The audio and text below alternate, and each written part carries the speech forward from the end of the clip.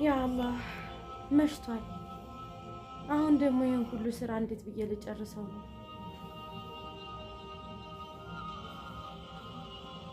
12 ዓመት ለፍቼ እንደዚህ የሰው ቤት ሰራተኛ ሁኜ ቀረ። ኧረ የአረብ ሀገሩስ ይሻላል። ያው መቼም ተለፍቶም ተደክሞ ጣም ያለ ደሞዝ አለ። አሁን እዚህ ኢትዮጵያ ላይ ሰርቼ መቼ ነው እንትን የሚለው? መቼስ እኔ ራሴ የሆነ ነገር የሚኖር? የ12 ዓመት ልፋቴ ሁሉ እንደውቃለ አንድ ነገር እንኳን ሳይ ታዲያ ያሳዩ አምነው ልቤ ዛሬ ላይ እንደዚህ ኩርትምትም ብሎ ሲቀመጥ የሰው ቤት ሰራተኛ ሆኖ ሲያነባ አረ ምን ሆነሽ ነው እንኳን የሚለኝ አንድ ዘመድ ይገርማል። ትናንትና የት ናችሁ የት ወደቃችሁ ምን ቸገራችሁ ምን ላድርግላችሁ ስላችሁ የነበሩ ሰዎች ሁሉ ከጎኔ። ታዲያ ዛሬ እኔ የሰው ቤት ሰራተኛ ሁኜ በ1500 ብር መቀጥቀጤ ምን ይገርማል። ትናንትማ ደህና ደሞዝ ሲከፈለኝ ደህና ቤት ሳገኝ ምንም አልመሰለኝ። ታዲያ እንዴት ያ ትናንትና ስሞትለት የነበረ ሰው ዛሬ ላይ ረስቶኝ እንዴት ይቀራል? እኔነቴን እንኳን ባይፈልግ ብሬን እንኳን እንደ ቁጭ ታድርጎት እንኳን ብሬን አይመልስ አላሳዝነውም? እንዴት ይሄን ያደርገኛል?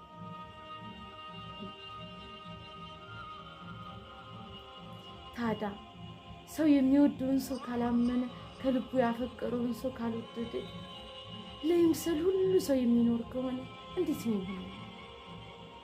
ማንስ ከማን ይሻላል ብለን ማንን እንጣላ? ያለንበት ዘመን እኮ ያስፈራል። እንደዛ ቤት ሰርቼልሻለሁ ሁሉም ነገር አለሽ አብሽሪ እያለ ሲዋሽኝ ያም ይቅርሽ እሱስ እንደዛ ብሎ ዋሽኝ።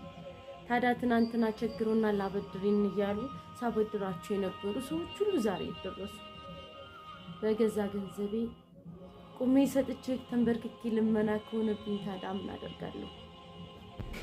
ያ አላህ አረች ሴትዮ ሳመጣብኝ ቶሎ ይሄንን ልብስ ጨርሼ ሌላ የቀረኝን ስራ ደግሞ ቶሎ ልጨርስ እንጂማ የትናንትናው ድካሜ የትናንትናው ልፋቴ ዛሬ ነው ቀርቷል። ይገርማል። ብቻ ለትምህርት ነው ጥሩ ነው። ያው መቼስ ሰው ነንና እንሳሳታለን። የኔ ደግሞ ከፋ። ሰው አንዴ ይሳሳታል፣ ሁለት ጊዜ ይሳሳታል። ታዲያ 3-4 ጊዜው ሰው ማመኑ ለምን አስፈለገ? ጉድ ነው። እኔ ዛሬ እንደዚህ መሆኔ ግን ለብዙዎች አስተማሪ ነው። ብዙ ከዙሪያ ያሉ እህቶች ይማሩበታል። እኔስ መቼም አንዴ ሆነ። ትናንትና ፈጥኖ ድራሽ ነበርኩኝ። ትናንትና ቸገረን ሲሉ አረ እነሱ ለምን ይቸገራሉ ብዬ የምደርስላቸው ከአላህ በታች ነው ነበር። ዛሬ እነሱ ከካዱኝና የታባሽ ካሉ እኔ ምን አደርጋለሁ? ነገሩ ለምን ተስፋ ቆርጣለሁ? ለምን አልደውልለት? ልደውልለት ታሪክ ይታቅሻለሁ ቢለኝስ ምን እላለሁ? አይ ልደውልለት እስኪ ምናልባት አሳዝኘው የሆነ ነገር ሊያደርግ ይችላል። የሆነ ነገር ካደረገልኝ ደግሞ ከዚህ ከሰው ቤት ውስጥ እወጣለሁ። የስራው ጫናም አልቻልኩትም። ለ1500 ብር ብዬ ይህን ያክል መቀጥቀጥ ከባድ ነው። ስለዚህ ያለኝ አማራጭ እሱንም ደውዬ መጠየቅ፣ እንደው እንዴት ነው ምን አደረስከኝ ልበለው። ምናልባት ከዚያ ሁላ ብር ሩቧን እንኳን ቢሰጠኝ ለኔ ብዙ ነገር ነው። እንደዚሁም ደግሞ እዛውኛ ያበደርኳቸውን ሰዎች ሁሉ እየደወልኩኝ ልጨቃጨቅ። ካለበለዚያማ በዚህ ሁኔታ አልችልም። ያ አላህ አንተ እርዳኝ፣ አልችልም ደክሞኛል። አላህዬ አንተ የዋህ አድርገህ ፈጠርከኝ፣ ለሰዎችም ማዛኝ አድርገህ ፈጠርከኝ። ታዲያ በእኔ ላይ ይህ ሁሉ በደልና ስቃይ ለምን አስፈለገ? ያ አላህ ጌታዬ ሆይ ድንበርህን ካለፉት ባሪያዎች ከሆንኩኝ እባክህን ይቅር በለኝ። እኔ ግን በተደጋጋሚ በሰዎች ተበደልኩኝ። እያመንኳቸው ከዱኝ፣ እየፈለግኳቸው ጠሉ። ያ አላህ አንተ ዘንልኝ፣ ካንተ ውጭ አዛኝ ማንም የለም። አላህ ሆይ በጎኔ ማንም የለም፣ አንተ ብቻ አለ። ትናንትና ሲወድቁ ያነሳዋቸው ሰዎች ሁሉ አሁን እኔ ስወድቅ ዞር በይ አናቅሽም ብለውኛል። ስለዚህ ያንተንም ድንበር እንዳልፍ አታብገኝ።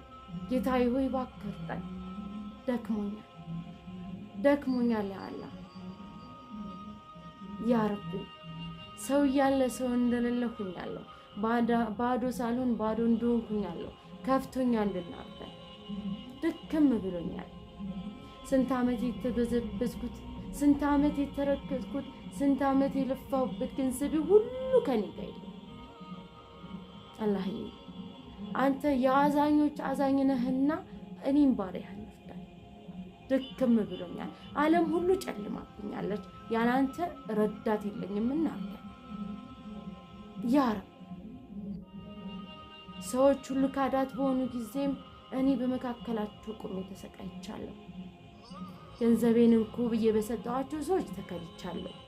ለችግራቸውን በደረስኩላቸው ሰዎች ላይ ተከድቻለሁ። ጌታዬ ሆይ ብርታትን ትሰጠኝ ዘንድ አንተን እጠይቅሃለሁ። ካንተ ውጭ የሚረዳኝ ደክሞኛል። እስኪ ልደውል።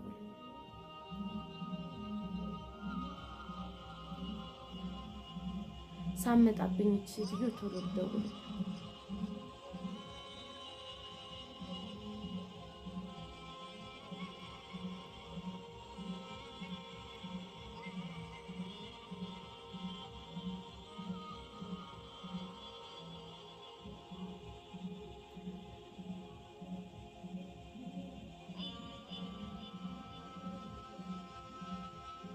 ይጠራል ግን አያነሳም። ያው አውቆ ምክንያቱም እሱ ምን አሻው? የተቸገርኩት እኔ፣ ሰው ቤት የምሰቃየው እኔ፣ ቀኑ አልመሽልኝ ሌቱ አልነጋልኝ ያልኩት እኔ። እነሱ ምን አሻቸው? ይገርማል። ላ ሐውለ ወላ ቁወተ ኢላ ቢላህ።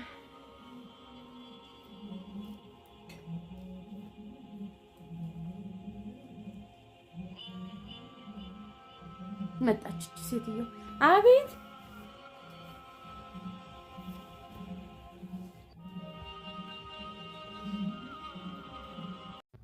ከ12 ዓመት የስደት ቆይታዋ በኋላ ወደ ሀገር ስትመለስ የኔ ነው ያለችው ሁሉ የእሷ እንዳላይደለ ሲነገራት ኢትዮጵያ ላይ በሰው ቤት ውስጥ በመስራት የዕለት ከዕለት ኑሮዋን እየገፋች ያለችው አሳዛኝ እህታችን